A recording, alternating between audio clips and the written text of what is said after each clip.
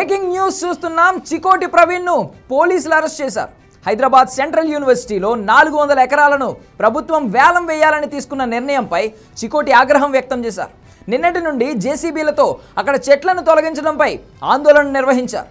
కాంగ్రెస్ ప్రభుత్వానికి సంపద సృష్టించడం చేతకాక వేలాది చెట్లను నరికి ఆ భూములు అమ్మడం సరికాదన్నారు. బయోడైవర్సిటీని నాశనం చేసి కాంక్రీట్ జంగల్గా రేవంత్ మారుస్తున్నారంటూ ఆరోపించారు. దీంతో ప్రవీణ్ నిర్వహిస్తున్న ఆందోళన కార్యక్రమాన్ని పోలీసులు అడ్డుకున్నారు. ఆయనను అదుపులోకి తీసుకుని పోలీస్ స్టేషన్ కు తరలించారు. జై శ్రీరామ్. రేవంత్ రెడ్డి ప్రభుత్వం అఘాయిత్యాలు, దారుణాలు, దౌర్జన్యాలు మరోసారి రుజువైనది.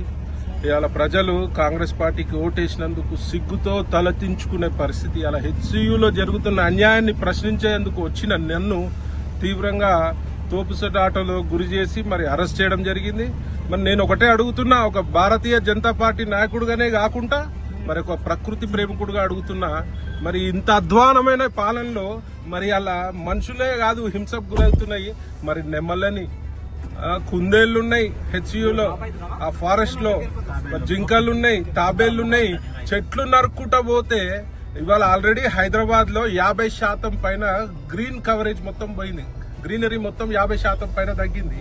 మరి ఇట్లాంటి డబ్బులకు ఆశపడి మరి ఇలా ప్రభుత్వం నడిపే చేతగాని దద్దమ్మ ప్రభుత్వం ఇది. ఇలా డబ్బులకు ఆశపడి మరి ఈ డబ్బులతోటి మరి కాంట్రాక్టర్లకు బిల్లులు రిలీజ్ చేసి అందులో పర్సంటేజ్ తీసుకునే ప్రయత్నంలో భాగంగా ఈ హెచ్యు లోని భూములని వేలంపాట వేసే ప్రయత్నంలో భాగంగా మరి అడవులను నరుక్కుంటా పోతే ఈ యొక్క భూభాగము ఖాళీ మన మనుషులదే కాదు, పుట్టి ప్రజలదే కాదు, ఇది అన్ని జీవాలకు హక్కు ఉంటది. ఈడ జీవించే హక్కు. ఇలా కళ్ళు నెత్తినెక్కిన ప్రభుత్వం రేవంత్ రెడ్డి ప్రభుత్వం.